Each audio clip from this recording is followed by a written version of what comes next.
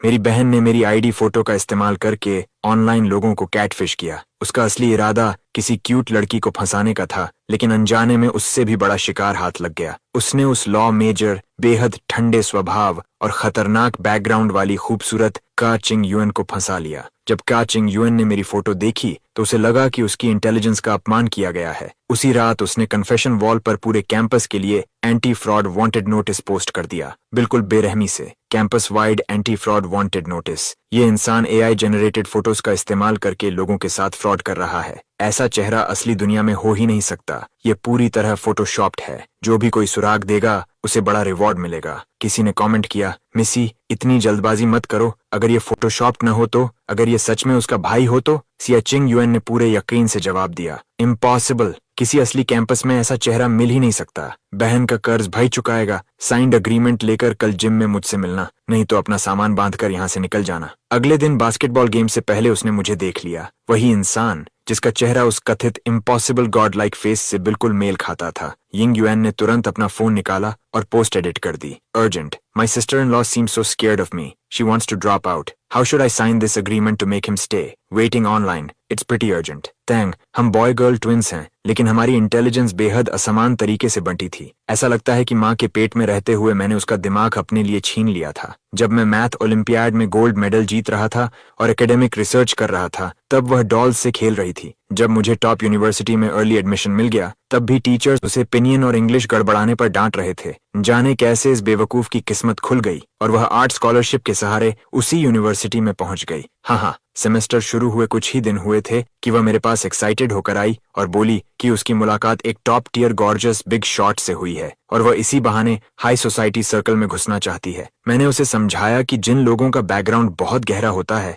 उनसे उलझना नहीं चाहिए, लेकिन उसने मेरी एक नहीं सुनी। As long as they're pretty enough, it's fine. उस दौरान वह हर दिन मुझे अपनी प्रोग्रेस बताती थी। ब्रो, उसने मुझे ऐड कर लिया, उसने मेरी फ्रेंड रिक्वेस्ट एक्सेप्ट कर ली। कितनी प्रोफेशनल लगती है। वह मुझसे लॉ की बातें भी करती है। क्या यही किसी बिग शॉट का चार्म होता है? फिर एक दिन वह घबराई हुई मेरे पास आई। ब्रो, सेव मी, उसने मुझे कल सामने मिलने के लिए बुलाया है, मैं बहुत डर रही हूँ। Bro, can you please help me. जब मुझे यह मैसेज मिला, उस समय मेरा एडवाइजर मेरी थीसिस को लेकर लगातार सिर खा रहा था। थीसिस अभी तक पूरी नहीं हुई और कितना इंतजार कराओगे? बिना ज्यादा सोचे मैंने यूं ही उसे हेल्प करने की हामी भर दी। मैं आधी रात तक जागता रहा, थीसिस पूरी करके एडवाइजर को भेजी और आखिरकार राहत की लंबी सांस ली। तभी अचानक मेरे दिमाग में सवाल आया, वेट अ मिनट, मैंने आखिर उसे किस बात में हेल्प करने के लिए हाँ कह दी? तभी मेरे रूममेट ने स्कूल फोरम का ट्रेंडिंग पोस्ट मुझे फॉरवर्ड किया। उसका टाइटल इतना धमाकेदार था कि गलती से मेरा हाथ फिसल गया और मैंने उसे खोल लिया। पोस्टर की आईडी देखकर ही लग रहा था कि उससे पंगा लेना ठीक नहीं। हर लाइन गुस्से से भरी हुई थी। To the sick pervert using AI generated photos to scam people, can you just get the hell out of this school?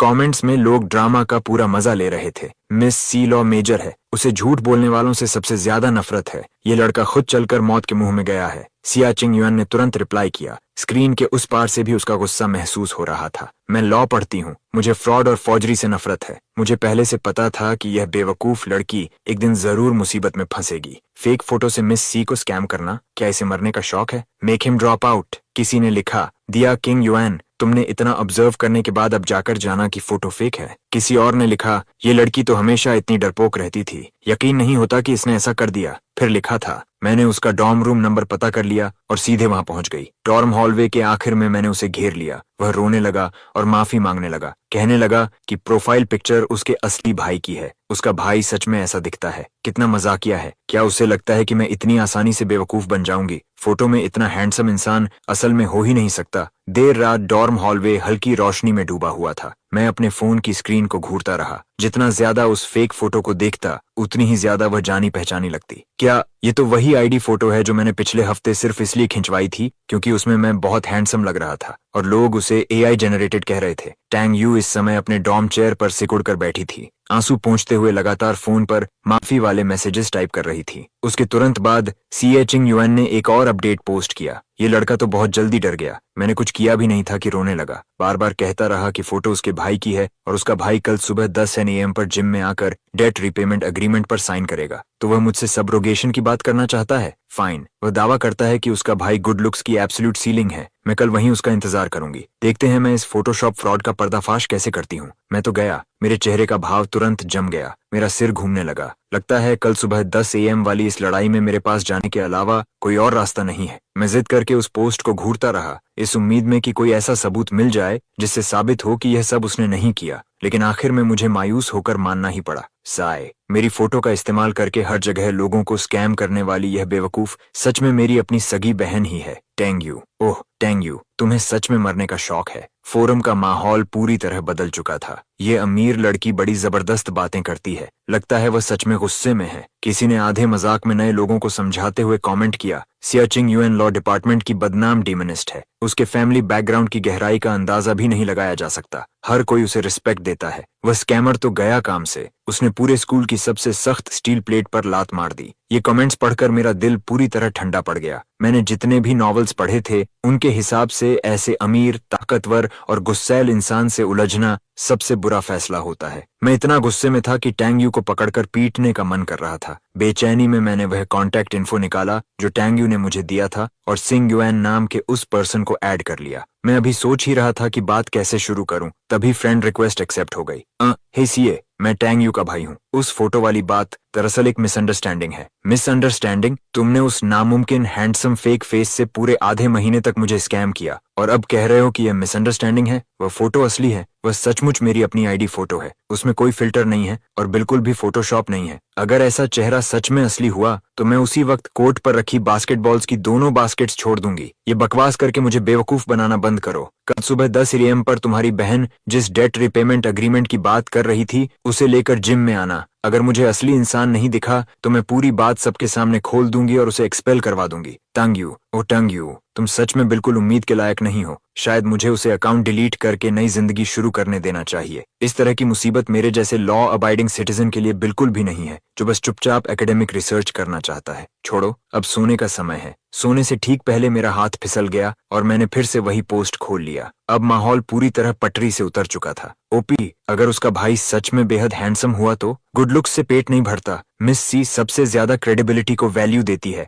अगर उसने कहा है कि वह कल उसकी हालत खराब करेगी तो वह जरूर करेगी। एनजीएल, मैं भी देखना चाहता हूँ कि रियल लाइफ में वह गॉड लाइक फेस कितना बदसूरत निकलता है। कोई इसे लाइव स्ट्रीम कर देना। इम्पॉसिबल। इस दुनिया में कोई भी इंसान ऐसा नहीं दिख सकता। वह लड़का बस एक स्कैमर है। जिंदगी में पहली बार किसी ने मुझे बेवकूफ बनाया है। कल मैं इसका पूरा हिसाब बराबर करूंगी। वे दोनों भाई बहन अपनी गर्दन संभाल कर इंतजार करें। मैंने आंखें बंद कर लीं। मेरा दिल जैसे राख हो चुका था। बढ़िया, कल की लड़ाई बहुत मुश्किल होने वाली है। मुझे सिर्फ टैंग्यू की जान ही नहीं बचानी है, बल्कि किसी तरह उस लड़की से वह बेकार का डेट रिपेमेंट एग्रीमेंट भी फाड़वाना है। हाँ, ब्रो, मुझे बचा लो। अपॉलॉजी लेटर ले आना। कल सुबह डॉर्म के नीचे मेरा इंतजार करना। ब्रो, मुझसे गलती हो गई। मैंने अपनी प्रोफाइल पिक्चर बदलकर शिबा इनू लगा दी है। अब प्रोफाइल पिक्चर बदलने का क्या फायदा? वह तो पूरे कैंपस में वांटेड नोटिस जारी कर चुकी है। तो क्या सीनियर सी सच में मुझे यूनिवर्सिटी से निकलवा देगी? नहीं, मैं हूं ना। साय, होली टैंग चैन, आज तो तुम बड़े शार्प कपड़े पहनकर निकले हो। क्या ब्लाइंड डेट पर जा रहे हो? मैंने उसकी बात का जवाब देना भी जरूरी नहीं समझा। रात भर में प्रिंट किया हुआ अग्रीमेंट मोड़कर अपनी फोल्डर में रख लिया। लूमिंग गर्दन बढ़ाकर झांकने लगा।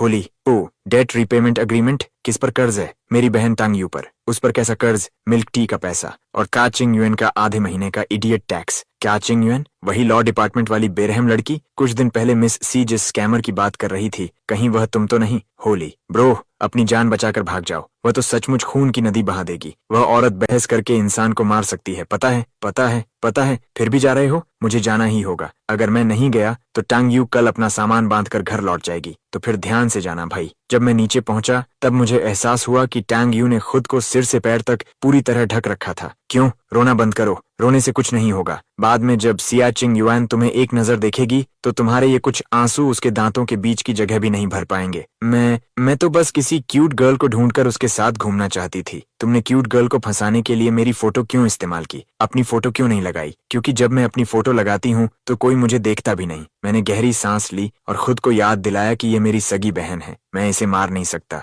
जब हम जिम से अभी भी 500 m दूर थे तभी मुझे माहौल अजीब लगने लगा। रास्ते पर लोग 2-2, 3-3 के समूह में खड़े थे। हर किसी के हाथ में फोन था और वे बीच बीच में जिम की तरफ देखकर आपस में धीरे धीरे कुछ फुसफुसा रहे थे। होली क्रैप, उस लड़के का चेहरा कुछ जाना पहचाना नहीं लग रहा। कौन कौन? अभी जो जैकेट वाला लड़का गया, वे सब तुम्हें ही देख रहे हैं। हाँ, याद है ना? पूरे कैंपस में वांटेड नोटिस लगा हुआ है। इस समय मैं लगभग एक भगोड़े जैसा हूँ। जब हम जिम के एंट्रेंस पर पहुंचे, मैंने अपनी कलाई उठाकर घड़ी देखी। 9:58, बिल्कुल समय पर। क्या वह आ गया? क्या वह आ गया? क्या वह फोटोशॉप फ्रीक सच में आने की हिम्मत करेगा? ब्रो, शायद हमें वापस लौट जाना चाहिए। अब जब हम यहाँ तक आ ही गए हैं, अगर वापस गए तो तुम और भी जल्दी मरोगी।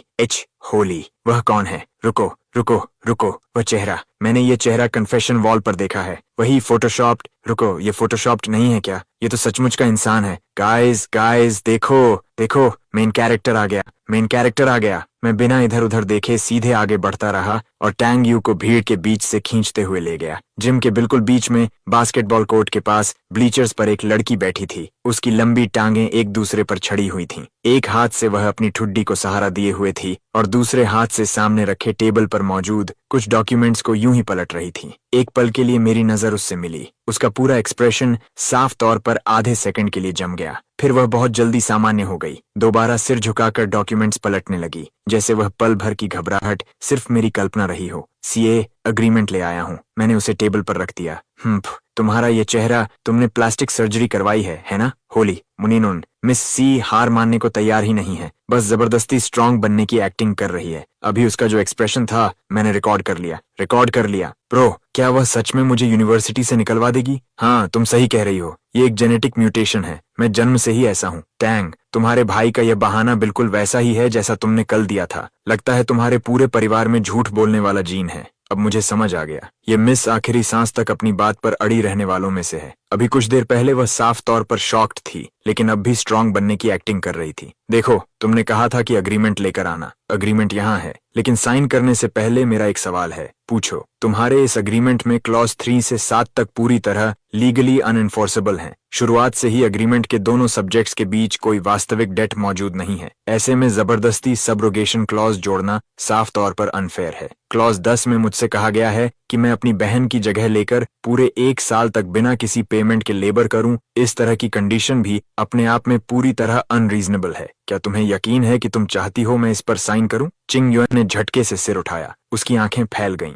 होंठ हल्के से खुले, जैसे कुछ कहना चाहती हो, लेकिन फिर उसने खुद को रोक लिया। उसी पल मैंने देखा कि उसके कानों के सिरे बहुत तेजी से और पूरी तरह बेकाबू होकर लाल होने लगे। होली, सरका, होली टॉन्कर, ब्रो, मुझसे शादी कर लो। मैं लॉ डिपार्टमेंट से हूँ। सबसे पहले दावा मेरा है, इस लड़के ने जो पॉइंट उठाया है, हर एक बिल्कुल सही है। तो फिर क्या हम अग्रीमेंट दोबारा निगोशिएट कर सकते हैं? चिंग युएन का चेहरा सबकी आंखों के सामने धीरे धीरे उसके कानों से लेकर गर्दन तक पूरा लाल हो गया। वह ब्लीचर्स पर पूरी तरह जड़ होकर बैठी रह गई। उसकी उंगलियां अभी भी अग्रीमेंट के तीसरे पेज पर टिकी हुई थीं, जैसे किसी ने उसे पॉज कर दिया हो। पूरा जिम इतना शांत हो गया कि सुई गिरने की आवाज भी सुनी जा सकती थी। होली, ओ, इस लड़के को तो सच में इन सब चीजों की पूरी समझ है। लगता है आज मिस सी हारने वाली है। हारने वाली है? मुझे तो लग रहा है कि आज उसे हस्बैंड मिलने वाला है। टैंग चेन, सही। तुम किस डिपार्टमेंट से हो? Computer science. Sophomore. Computer science का एक सॉफ्टमोर। फिर भी तुम्हें ये रूल्स इतनी अच्छी तरह पता है। क्या तुम्हारे एडवाइजर को पता है कि तुम अपने असली मेजर की जगह यह सब पढ़ते रहते हो? मिस सी शर्म छिपाने के लिए डिफेंसिव हो रही थी। ये सब जानना स्लैकिंग ऑफ नहीं कहलाता, इसे कॉमन सेंस कहते हैं। Common sense? हाँ, रेलेवेंट सिविल कोड्स में काफी कंटेंट है। अगर कोई अडल्ट लगातार 2 वीकेंड्स निकालकर उन्हें पढ़ ले तो रोजमर्रा की जिंदगी में आने वाले लगभग सभी अग्रीमेंट्स और कॉन्ट्रैक्ट डिस्प्यूट्स को हैंडल करने के लिए वह काफी होता है। वैसे तो मेरे वे दोनों वीकेंड्स वीडियो गेम्स खेलने के लिए थे, लेकिन फिर मैंने सोचा कहीं भविष्य में मेरी बहन फिर कोई मुसीबत खड़ी कर दे तो अपने बचाव के लिए मुझे कुछ तो आना चाहिए। ब्रो, आपने कभी बताया ही नहीं कि आपने ये सब पढ़ रखा है। अगर बता भी देता तो क्या तुम समझ पाती? चिंग युएन पूरे 3 सेकंड्स तक चुप रही। फिर उसने ऐसा काम किया जिसकी वहां मौजूद किसी भी इंसान ने उम्मीद नहीं की थी। होली, उसने फाड़ दिया। उसने सच में अग्रीमेंट फाड़ दिया। क्या मुझे भ्रम हो रहा है? क्या चिंग युएन सचमुच पीछे हट गई? अग्रीमेंट अब वॉइड है। कल रात वाला कैंपस वाइड वांटेड पोस्ट में अभी डिलीट कर देती हूँ। तुम काफी स्ट्रेट फॉरवर्ड हो सीए।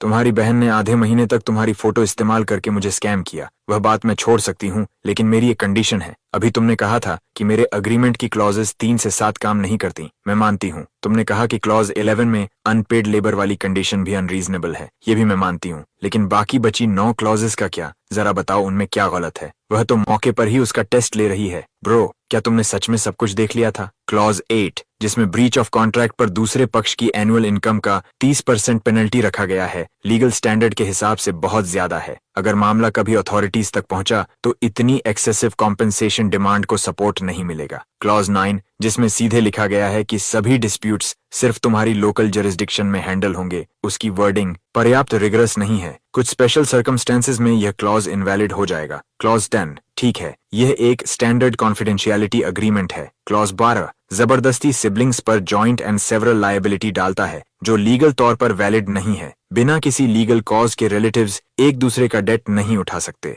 क्लॉज 13 सिर्फ इतना कहता है कि ब्रीच होने पर पब्लिक अपॉलॉजी देनी होगी, लेकिन अपॉलॉजी का स्कोप और मेथड कहीं स्पेसिफाई नहीं किया गया। अगर इसे सच में इन्फोर्स करना पड़े तो इसे एग्जीक्यूट करना ही पॉसिबल नहीं होगा। क्लॉजेस 14 से 16 तक ब्रीच के कॉन्सिक्वेंसेस इतने वेग लिखे गए हैं कि उनमें लूपहोल्स ही लूपहोल्स हैं। और क्लॉज 17 सिग्नेचर लाइन सी, क्या ये अग्रीमेंट तुमने खुद लिखा है या किसी सीनियर से लिखवाया है?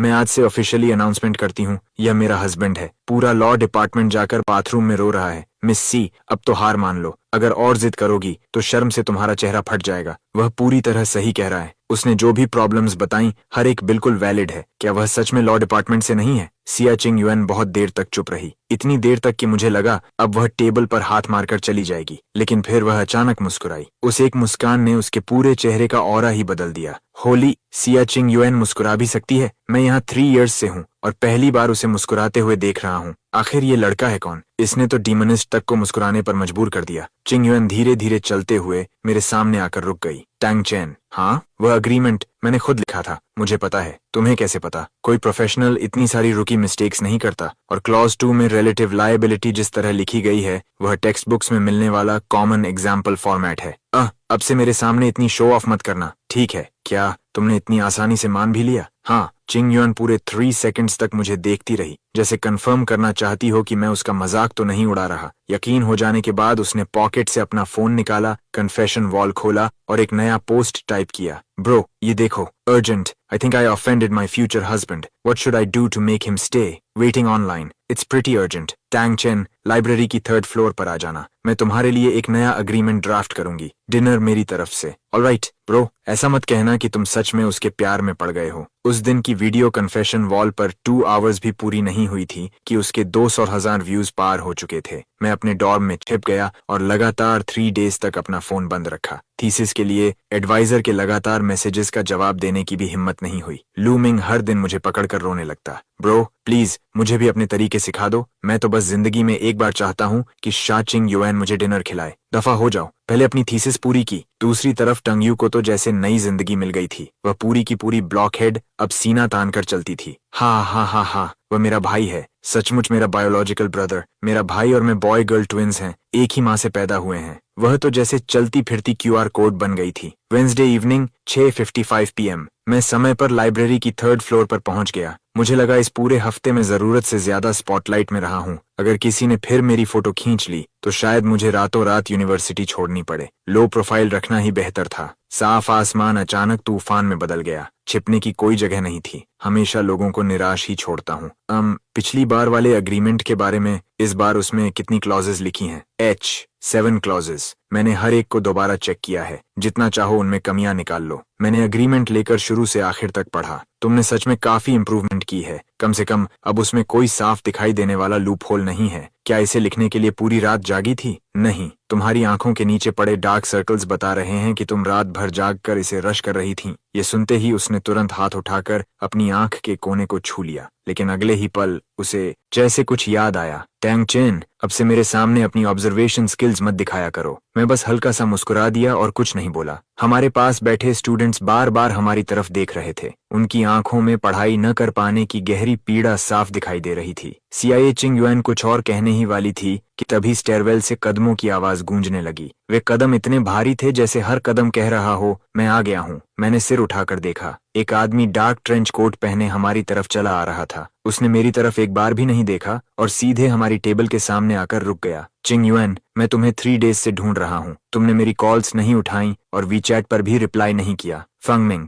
मैं तुम्हें पहले ही बता चुकी हूँ, हमारे बीच बात करने के लिए कुछ नहीं है। हाँ हाँ, बात करने के लिए कुछ नहीं। अंकल सीए ने तो पिछले हफ्ते ही मेरे डैड के साथ डिनर किया था। वे हमारी मैरिज अरेंज करने की प्लानिंग कर रहे हैं। फैंग मिंग की नजर मेरे चेहरे पर गई। उसने मुझे ऊपर से नीचे तक देखा। ओह, तो तुम वही इंटरनेट पर ट्रेंडिंग वाला डीमन फेस हो, चिंग युएन। तुम्हारी चॉइस इतनी नीचे कब गिर गई? ऐसे इंटरनेट सेलिब्रिटी के साथ घूम रही हो जो सिर्फ अपने चेहरे के सहारे फेम बटोरता है। मैंने टेबल पर रखा वाटर ग्लास उठाया और धीरे धीरे एक घूंट पानी पिया। पानी थोड़ा ठंडा था। सिया चिंग युआन अचानक खड़ी हो गई। वह कुछ बोलने ही वाली थी कि मैंने हाथ बढ़ाकर धीरे से उसकी कलाई दबा दी। एक्सक्यूज मी क्लासमेट, मुझे याद है कि पिछले हफ्ते न्यूज में आया था कि एसएआई ग्रुप के सीईओ, जो मिस सी के फादर हैं, पूरे समय विदेश में एक एमिनेंट समिट अटेंड कर रहे थे। दूसरी तरफ तुम्हारे फैंग फैमिली का बिजनेस पूरी तरह डोमेस्टिक है, तो तुम्हारे फादर उनकी मुलाकात कैसे कर पाए? फंग मिंग, पब्लिक में झूठा रिलेशनशिप बनाकर पेश करना और जानबूझकर दूसरों को नीचा दिखाना पहले से ही मलिशियस डेफमेशन की कैटेगरी में आता है। अगर मिस सी के फादर इस मामले को आगे बढ़ाने का फैसला करें तो सिर्फ तुम्हारी नहीं,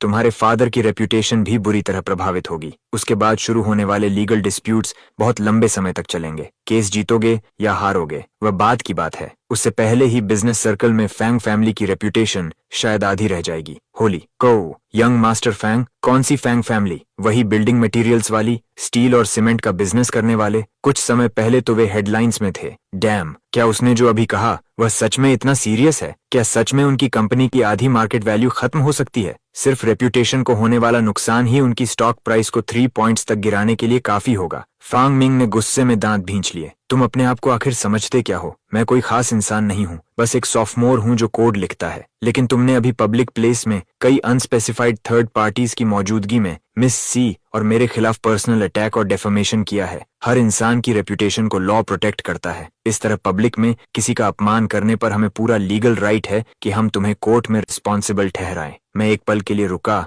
और पास खड़ी लड़की की तरफ देखा। एक्सक्यूज मी मिस, आपने जो अभी वीडियो रिकॉर्ड की है कृपया उसे डिलीट मत कीजिए। नहीं करूंगी, बिल्कुल नहीं करूंगी। मैं उसकी 3 बैकअप्स बनाऊंगी। अभी इसी वक्त उसे क्लाउड पर अपलोड कर रही हूँ। फांग मिंग का चेहरा गुस्से से पूरी तरह लाल हो चुका था। उसने गहरी सांस ली। फाइन टैंग चैन, तुम्हारी जुबान तो काफी तेज है। तो मुझे बताओ, क्या तुम्हें पता भी है कि सी फैमिली का सिटी प्रोजेक्ट इस समय कहाँ अटका हुआ है? पता है, पिछले हफ्ते अंकल सी विदेश से वापस आए थे और लौटते ही उन्होंने सबसे पहले मेरे डैड को कॉल किया। क्या तुम्हें लगता है कि सिर्फ कॉन्ट्रैक्ट लिखना और कुछ रूल्स जान लेने से तुम हमारे सर्कल के लोगों के साथ एक ही टेबल पर बैठकर खाना खा सकते हो? मैंने उसकी तरफ बिना कुछ कहे देखा, लेकिन सीआईए चिंग युएन ने सिर उठा लिया। फंग मिंग, मेरे फादर ने तुम्हारे फादर को फैंग फैमिली के पास मौजूद 15% इक्विटी वापस खरीदने के लिए कॉल किया था। प्राइस पहले ही मार्केट वैल्यू के 60% तक गिरा दी गई है। कॉन्ट्रैक्ट पिछले फ्राइडे को तुम्हारे घर भेज दिया गया था। तुम्हारे फादर ने साइन किया या नहीं, जाकर खुद उनसे पूछ लेना। तुम्हें ये कैसे पता? मैं शी फैमिली की बेटी हूँ। क्या तुम्हें लगता है कि मैं हर दिन स्कूल में सिर्फ तुम्हारे जैसे लोगों से बहस ही करती रहती हूँ?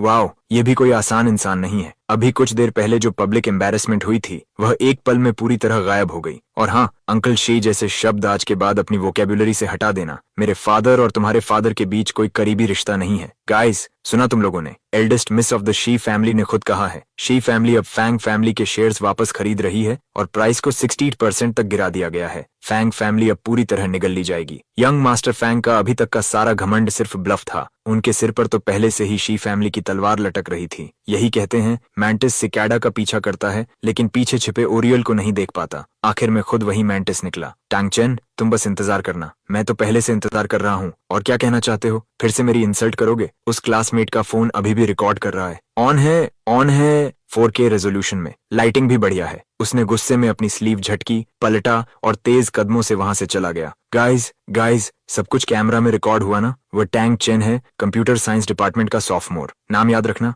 वही अगला इंटरनेट सेंसेशन बनने वाला है। फिल्मिंग बंद करो, बंद करो। वह मेरा फ्यूचर हस्बैंड है। अगर तुमने ये वीडियो पोस्ट कर दी तो कहीं प्रिटी गर्ल्स मेरे आदमी को हरास करना शुरू न कर दें। होली क्रैप, ये लड़का सिर्फ हैंडसम ही नहीं है, इसे लॉ भी आता है और बिजनेस भी। सामने वाले को कैसे धूल चटानी है यह भी इसे अच्छी तरह पता है। और सबसे पागलपन वाली बात यह है कि यह CS मेजर है। ये तो क्रॉस डिसिप्लिनरी बीट डाउन है ब्रो। मैंने तय कर लिया है, आज से अपना लॉ इलेक्टिव फिर से पढ़ूंगा। टैंगचन, चलो कहीं और बात करते हैं। क्या यहाँ ठीक से बात नहीं हो रही?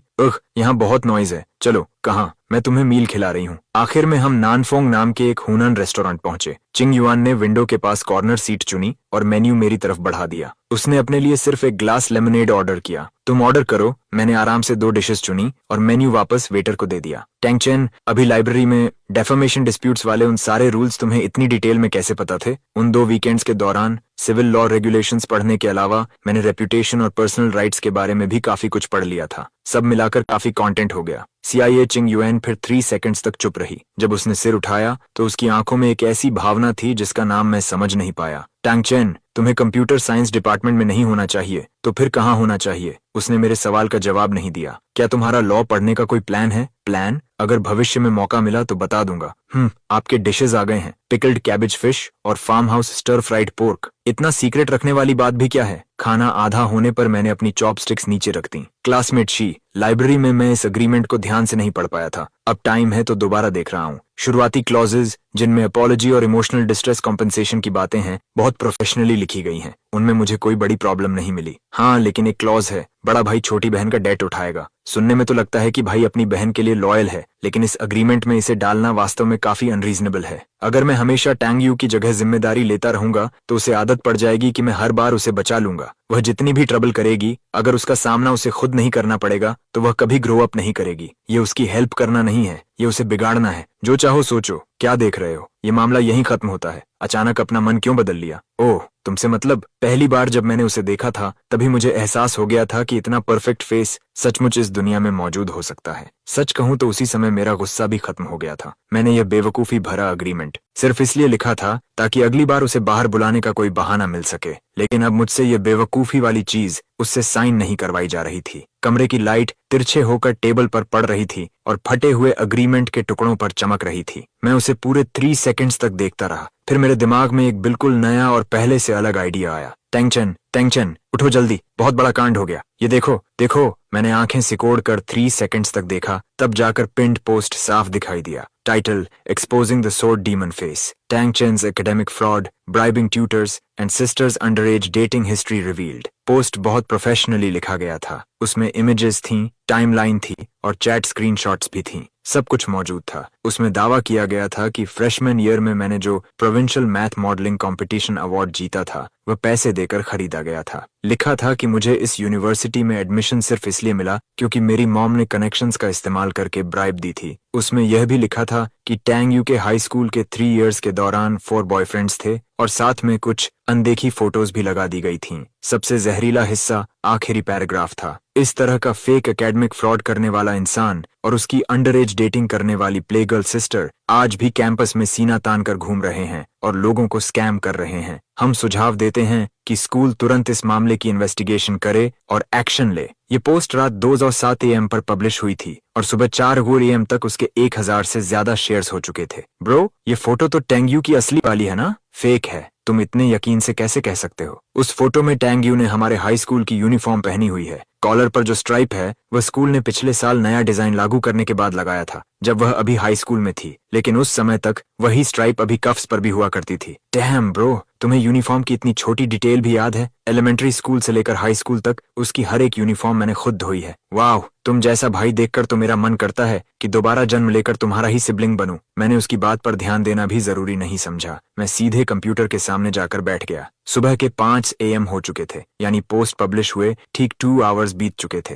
ये मामला असल में इतना मुश्किल नहीं था। जिसने यह पोस्ट डाली थी वह अकाउंट सिर्फ 12 आवर्स से भी कम पहले बनाया गया एक नया बर्नर अकाउंट था। IP को बहुत प्रोफेशनली मास्क किया गया था और उसे 3 लेयर्स ऑफ प्रॉक्सी से होकर राउट किया गया था। आम इंसान तो इतनी अच्छी डिस्गाइज देखकर यहीं हार मान लेता, लेकिन कैंपस नेटवर्क से बाहर जाने वाला हर डेटा स्ट्रीम आखिरकार किसी न किसी रियल फिजिकल एड्रेस तक जरूर पहुंचता है, बस किसी लेयर पर। मैंने अपना ट्रैकिंग स्क्रिप्ट खोल लिया। पिछले 3 इयर्स से मैं यही स्क्रिप्ट्स लिख रहा था। मैंने पोस्टिंग अकाउंट का UID और लॉगिन IP रेंज सीधे उसमें डाल दिया। स्क्रिप्ट लगभग 40 सेकंड्स तक रन हुई और स्क्रीन पर डेटा की एक स्ट्रिंग उभर आई। सबसे आखिरी लाइन में असली IP एड्रेस मौजूद था। लोकेशन, सिटी के ईस्ट साइड में मौजूद एक 24 आवर इंटरनेट कैफे। मैं उस लाइन को पूरे 3 सेकंड्स तक देखता रहा, फिर कुछ और लाइंस ऑफ कोड लिखी और पिछले 72 आवर्स के दौरान उसी IP के नीचे एक्टिव रहे सभी अकाउंट्स निकाल लिए। मैंने उन्हें ध्यान से स्कैन किया। कुल 7 अकाउंट्स थे। उनमें से 6 बॉट अकाउंट्स थे जो बिल्कुल उसी तरह के स्मीयर आर्टिकल्स पोस्ट कर रहे थे। यहाँ तक कि उनके वर्डिंग टेम्पलेट्स भी एक जैसे थे। सातवें अकाउंट का रजिस्टर्ड फोन नंबर 6371 पर खत्म होता था। मैंने वीचैट खोला और वही कॉन्टैक्ट इन्फो निकाला जो CIA चिंग युएन ने मुझे कल भेजी थी। उसने साथ में एक नोट भी लिखा था, just block this kind of person. मैं गुस्से में हंस पड़ा। वाओ यंग मास्टर फैंग, तुमने बर्नर अकाउंट रजिस्टर करने के लिए अपना असली फोन नंबर तक इस्तेमाल कर लिया। अगर तुम मेरे अप्रेंटिस होते तो मैं तुम्हें उसी वक्त बाहर निकाल देता। जाओ घर जाकर अपना स्टील और सीमेंट का बिजनेस संभालो। मैंने कोई जल्दबाजी नहीं की। पहले उन 6 बॉट अकाउंट्स की पूरी पोस्टिंग हिस्ट्री खोली, उनके टाइम स्टैम्प्स को क्रॉस रेफरेंस किया, हर आर्टिकल के फॉरवर्डिंग लिंक्स कैश किए और साथ ही पेमेंट ट्रांजैक्शन रिकॉर्ड्स के कुछ हिस्से भी इकट्ठा किए। सब कुछ एक एक करके सॉर्ट किया। सिटी के ईस्ट साइड वाला वह इंटरनेट कैफे हैरानी की हद तक आउटडेटेड मेंबरशिप सिस्टम इस्तेमाल कर रहा था। वहां के लॉगिन रिकॉर्ड्स सीधे उनके लोकल ड्राइव में सेव होते थे। पिछले 1 वीक में वह वहां कुल 4 टाइम्स गया था,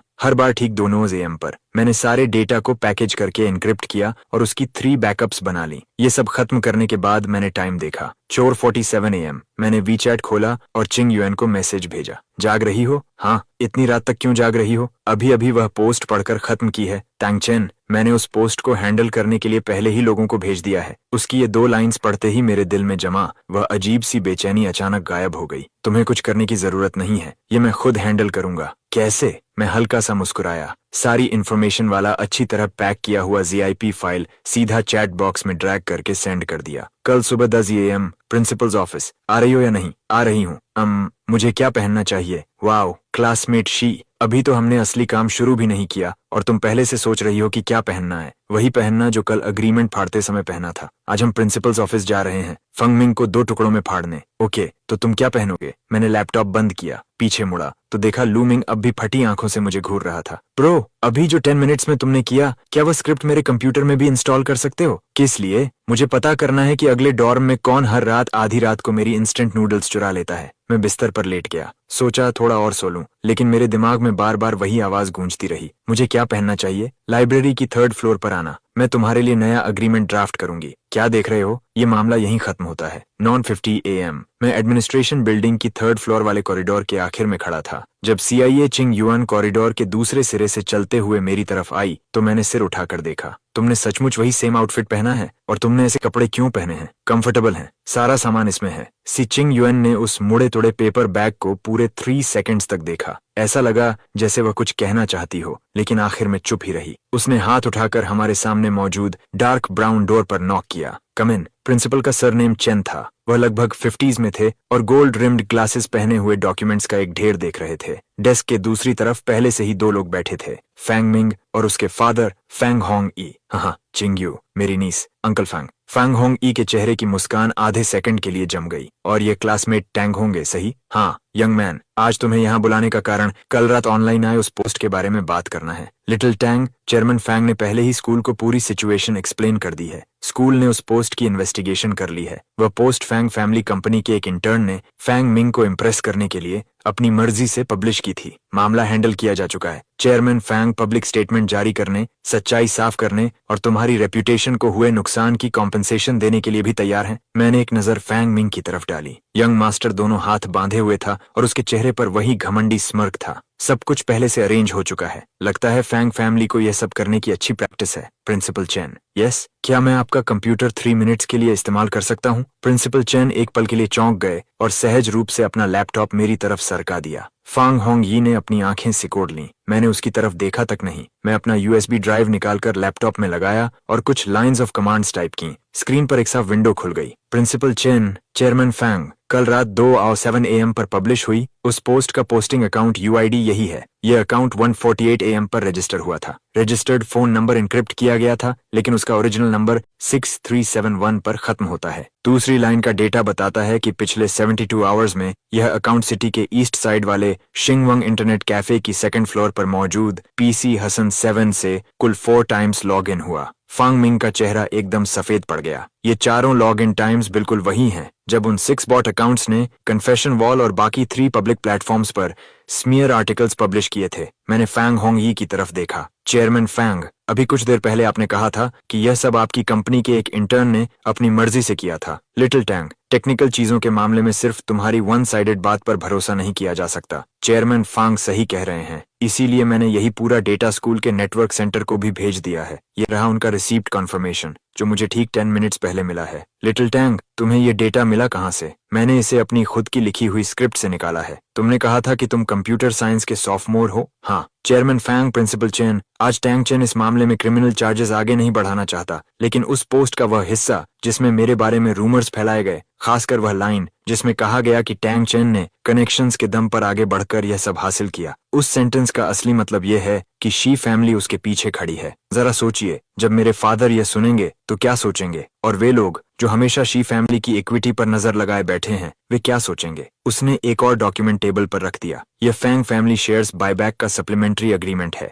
जिसे पिछले हफ्ते मेरे फादर ने अपने लॉयर से तैयार करवाया था। पहले प्राइस मार्केट वैल्यू का 60% था, लेकिन आज से इसे घटाकर 30% कर दिया गया है। चिंग युन, ये अंकल फैंग, आप जाकर ये बात मेरे फादर से डिस्कस कर सकते हैं। प्रिंसिपल चेन, आज की रुकावट के लिए माफ कीजिए। चलिए। टैंग चेन, हाँ, सच में तुम ही हो। मैं लिंची हूँ। 10 इयर्स पहले मेरे डैड मुझे अक्सर तुम्हारे घर खेलने के लिए लेकर आते थे। मुझे थोड़ा बहुत याद है। बहुत अच्छा। मैंने अभी अभी यहाँ ट्रांसफर लिया है। फाइनेंस डिपार्टमेंट की फ्रेशमैन हूँ। इतनी बड़ी कोइंसिडेंस होगी ये नहीं सोचा था। क्या मैं तुम्हारा वीचैट ऐड कर सकती हूँ? इतने साल हो गए, तुमसे बैठकर बात करने का मन है। जरूर, तो फिर मैं तुम लोगों को डिस्टर्ब नहीं करूंगी। टैंग चेन, किसी दिन साथ में मील करेंगे और पुरानी बातें करेंगे। Oh, Lin Yi, Lin Jenning, chairman of the Lin group की बेटी। क्या हुआ? कोई प्रॉब्लम है? ये लिन यी, जिस तरह वह तुम्हारे पास आई, वह कुछ ज्यादा ही डिलिब्रेट लगा। तुम्हें लगता है उसका कोई अल्टीरियर मोटिव है? जिस तरह वह तुम्हें देख रही थी, उसे लग रहा था कि वह तुम्हें परस्यू करना चाहती है, लेकिन कुछ अजीब भी था। उसे दूर रहना। कम से कम तब तक जब तक मैं पूरी तरह इन्वेस्टिगेट करके सब क्लियर न कर लूं। टैंग चेन, हाँ, तुम अपनी वह स्क्रिप्ट बेचोगे? नहीं, क्यों नहीं? वह स्क्रिप्ट मैंने फ्रेशमैन ईयर में लिखी थी। तब से अब तक मैं उसे 137 टाइम्स रिवाइज कर चुका हूँ। अगर मैं उसे तुम्हें बेच भी दूं तो तुम उसका क्या करोगी? Anti fraud, anti doxing, commercial due diligence. इसकी मार्केट डिमांड बहुत बड़ी है। मार्केट डिमांड सच में बहुत बड़ी है, और यही वजह है कि मैं उसे बेच नहीं सकता। क्लासमेट सिया, अपने आप में वह स्क्रिप्ट ज्यादा से ज्यादा 200,000 की होगी, लेकिन अगर हम उसे एक कंप्लीट प्रोडक्ट स्वीट में बदल दें, उसे कंपनी के नाम पर रजिस्टर करें, फ्रंट एंड और बैक एंड पूरा डेवलप करें और उसे कमर्शियल क्रेडिट डेटाबेसेस से कनेक्ट कर दें, तो उसकी वैल्यू 8 फिगर्स तक पहुंच सकती है। तुम ये सब खुद करना चाहते हो? मैं किसी ऐसे इंसान को ढूंढना चाहता हूँ जो ये सब मेरे साथ करे। कौन? मैंने कुछ नहीं कहा, बस चुपचाप उसकी तरफ देखा। वही मेरी तरफ से जवाब था। मिड समर की धूप गिंको लीव्स की कई परतों से छनकर नीचे आ रही थी और ट्री लाइंड पाथ पर टूटे हुए क्रिस्टल की तरह बिखर रही थी। घनी ब्रांचेस और लीव्स हल्के से झुक गई थीं, जैसे उनकी आंखों में छिपी झिझक और तेज धड़कनों को पूरी तरह ढक लेना चाहती हूँ। टैंग चेन, कल रात 2 AM से लेकर आज सुबह 10 AM तक तुम्हारी पूरी स्ट्रेटजी में कुल 8 आवर्स भी नहीं लगे। आईपी ढूंढना, एविडेंस इकट्ठा करना, प्रिंसिपल से अपॉइंटमेंट लेना, मेरे साथ कोऑर्डिनेट करना, डेटा का बैकअप नेटवर्क सेंटर में भेजना और मुझसे बायबैक एग्रीमेंट निकलवाना। हर स्टेप बिल्कुल परफेक्ट टाइमिंग पर था। यह सब तुमने शुरू से प्लान कर रखा था, है ना? हाँ, तुम मेरे पास ही क्यों आए? क्योंकि जिस दिन तुमने वह एग्रीमेंट फाड़ा था, उसी दिन मैंने तुम्हारी टेबल पर रखे डॉक्यूमेंट का कवर देख लिया था। हैंगो Sai corporation legal department internship manual. इस समर तुम अपने फादर की कंपनी के लीगल डिपार्टमेंट में कंप्लायंस रिव्यूज पर इंटर्नशिप कर रही थीं। स्कूल लौटने के बाद तुमने अकेले कैंपस के पास की 2 स्मॉल कंपनीज का कंप्लायंस वर्क संभाला और अपना कंसल्टिंग ऑफिशियल अकाउंट भी चलाया। तुम्हारी लेटेस्ट पोस्ट सितंबर 4 को पब्लिश हुई थी। उसका टाइटल था 10 common compliance minefields for small and micro businesses around campus. उस पर 2300 व्यूज आए थे। कमेंट सेक्शन में सबसे ऊपर एक कमेंट था, When is senior से starting her own company? I'll be the first to throw my money at it. तुम्हें मेरे अकाउंट का व्यू काउंट कैसे पता? मैंने सर्च किया था, बिकॉज मैं एक कंपनी शुरू करना चाहता हूँ। एंटी फ्रॉड और anti internet water आर्मीज, commercial anti fishing technology में दूंगा। शुरुआती investment, legal framework, compliance reviews और सभी एक्सटर्नल कॉन्ट्रैक्ट्स तुम्हारी जिम्मेदारी होंगे। प्रॉफिट 50-50 बांटेंगे। ऑल राइट, मैं इस बारे में सोचूंगी। अगले 1 वीक में लिनी से मेरी कोइंसिडेंटल मुलाकातें अचानक बहुत बढ़ गईं। मुझे याद है तुमने कहा था कि तुम्हें अमेरिकानो पसंद है। टीचिंग बिल्डिंग के नीचे हम दोनों हर बार जैसे संयोग से टकरा जाते। मैं भी उसी तरफ जा रही हूँ, साथ चलते हैं। सीनियर, जूनियर लिन तुम्हारे साथ कितना अच्छा व्यवहार करती है। आज उसने मुझसे यह भी पूछा कि तुम्हें क्या खाना पसंद है। ब्रदर टैंग, तुम्हारी लक आखिर किस लेवल की है? अभी तक तुम एल्डेस्ट मिस शी को भी नहीं मना पाए और अब बगल वाली रिच गर्ल भी तुम्हारे पीछे पड़ी है। हाँ, लेकिन सच कहूं तो लिनी का लोगों के करीब आने का तरीका ऐसा था कि उससे नफरत करना मुश्किल था। वह न जरूरत से ज्यादा इंथुजियास्टिक होती थी, न ही कोल्ड और डिस्टेंट। वह हमेशा बिल्कुल सही डिस्टेंस बनाए रखती थी। ऐसा लगता था जैसे उसे तुम में इंटरेस्ट है, लेकिन वह तुम्हें बिल्कुल भी प्रेशर महसूस नहीं होने देती। फिर भी मुझे हमेशा कुछ न कुछ अजीब लगता था। टैंग चेन, क्या देख रहे हो? मेरे हाथ एक पल के लिए रुक गए। स्क्रीन पर कॉर्पोरेट ऑडिटिंग प्रोसेस पर एक रिसर्च पेपर खुला हुआ था। बस पेपर के लिए कुछ देख रहा हूँ। क्या कोइंसिडेंस है? मेरे फादर की कंपनी का ऑडिट तो हमेशा होता रहता है। मुझे इस बारे में काफी कुछ पता है। चाहो तो मैं हेल्प कर सकती हूँ। जरूरत नहीं, मैं खुद हैंडल कर लूंगा। फिर उसने अचानक पूछा, by the way Tang chain, तुम्हें याद है जब मैं पहले तुम्हारे घर आती थी? उस समय तुम्हारे फादर बहुत बिजी रहते थे। वे हमेशा अपने स्टडी रूम में देर रात तक काम करते रहते थे। थोड़ा बहुत याद है? मुझे याद है वे ऑडिटर थे, सही? हाँ,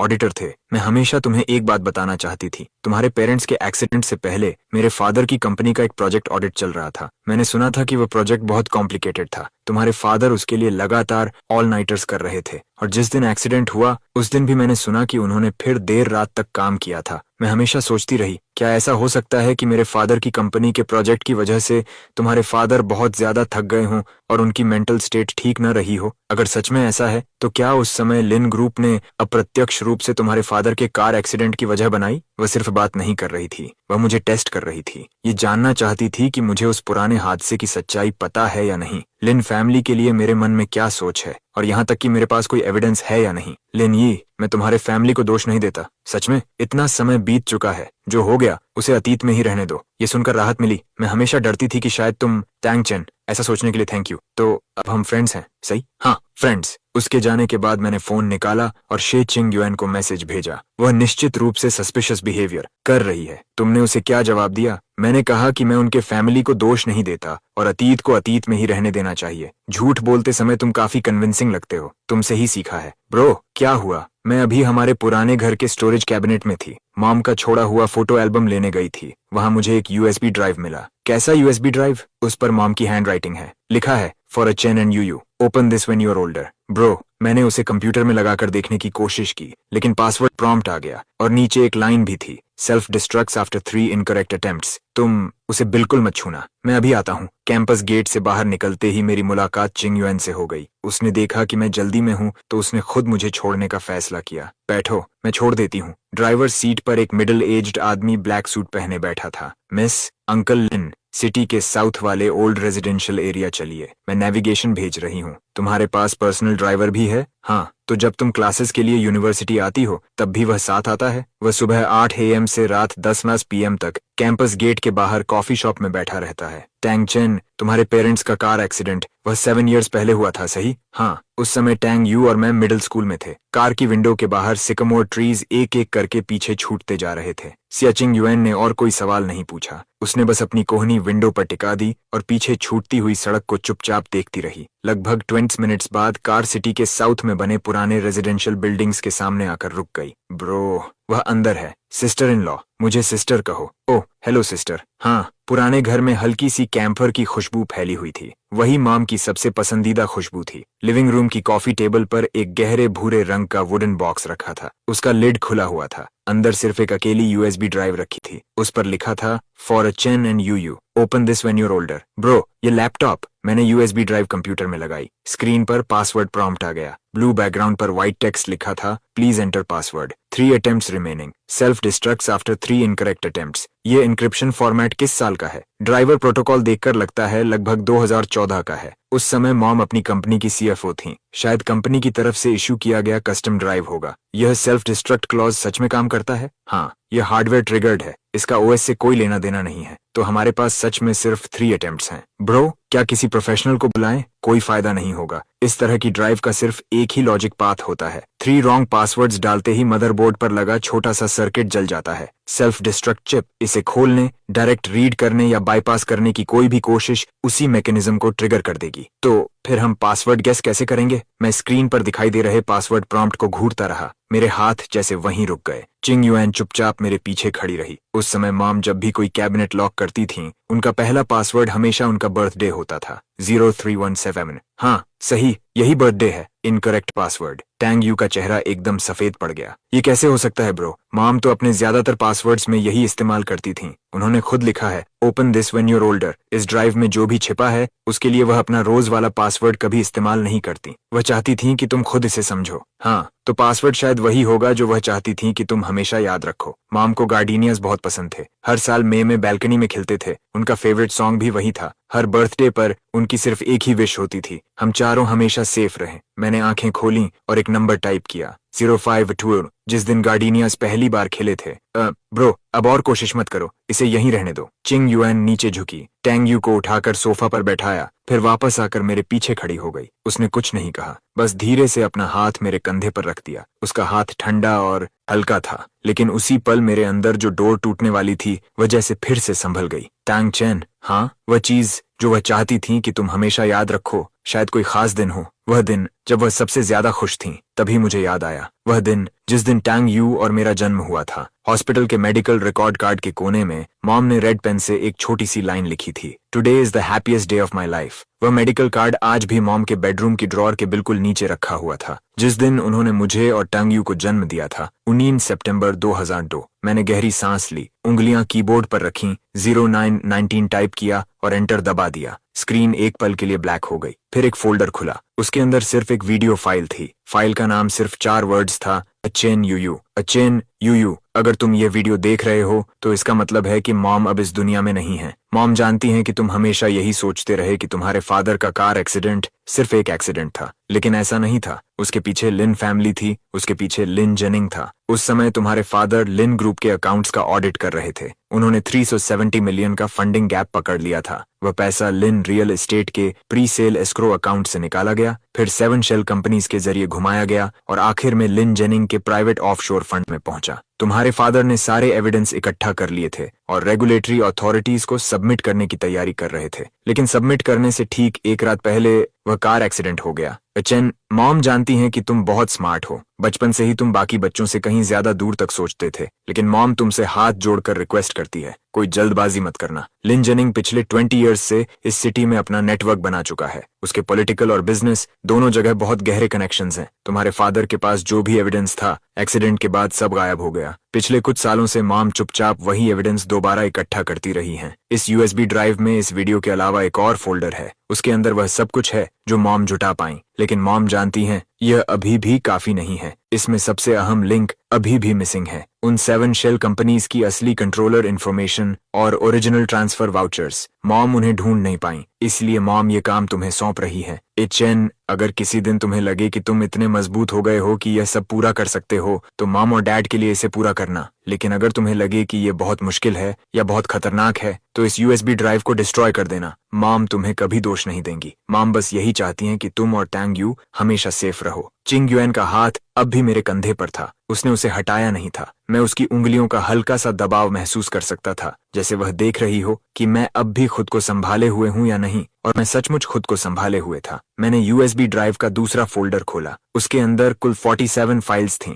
scanned documents, bank statements, screenshots, email correspondence records, corporate registration change information और कुछ ऑडियो रिकॉर्डिंग्स। मैंने लगभग 5 मिनट्स तक उन सभी फाइल्स की डायरेक्टरी स्ट्रक्चर देखी, फिर लैपटॉप बंद कर दिया। ब्रो, ये आदमी कौन है? लिन जेनिंग। लिन ग्रुप इस सिटी का सबसे बड़ा रियल एस्टेट डेवलपर। उसके नीचे 4 लिस्टेड सब्सिडियरीज हैं। पिछले साल उनकी रेवेन्यू 20 बिलियन से ऊपर चली गई थी। चेयरमैन लिन जेनिंग म्यूनिसिपल सीपीपीसीसी के स्टैंडिंग कमेटी मेंबर हैं। लगातार 8 इयर्स से उनकी कंपनी सिटी के टॉप 3 टैक्स पेयर्स में रही है। तो अब हम क्या करेंगे? स्कूल वापस चलेंगे ब्रो, स्कूल वापस चलेंगे। ये ऐसा मामला नहीं है जिसे आज ही सुलझाया जा सके। तंगचेन, हाँ, लिन जेनिंग सोच भी नहीं सकती थी कि उसके पीछे वही होगा। मेरे फादर भी रियल एस्टेट सर्कल में हैं। उनका लिन ग्रुप के साथ प्रोजेक्ट्स पर 2 टाइम्स सामना हो चुका है। आखिरी बार 3 इयर्स पहले ओल्ड सिटी रेनोवेशन प्रोजेक्ट की जॉइंट बिड में। आखिर में प्रोजेक्ट लिन ग्रुप को मिल गया। उस समय मेरे फादर ने कुछ नहीं कहा था, लेकिन घर लौटने के बाद उन्होंने अपनी डेस्क पर रखा लिन जेनिंग का बिजनेस कार्ड निकाला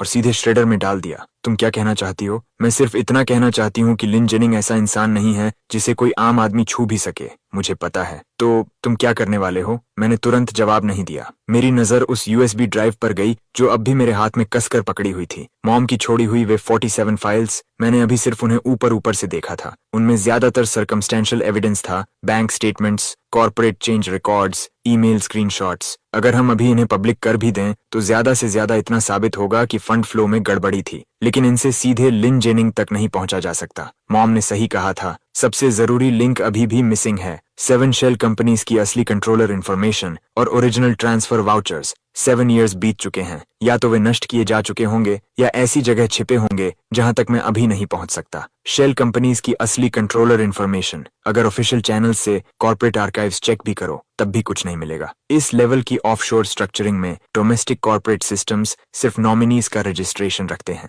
जिन लोगों का असली कंट्रोल होता है उनकी इंफॉर्मेशन ओवरसीज रजिस्ट्रीज के आर्काइव्स में छिपी रहती है। तो फिर तुम उन्हें ढूंढोगे कैसे? तुमने मुझसे पहले पूछा था कि क्या मैं अपनी स्क्रिप्ट बेचूंगा। हाँ, मेरी स्क्रिप्ट की असली ताकत डेटा ट्रैकिंग है। Internet watch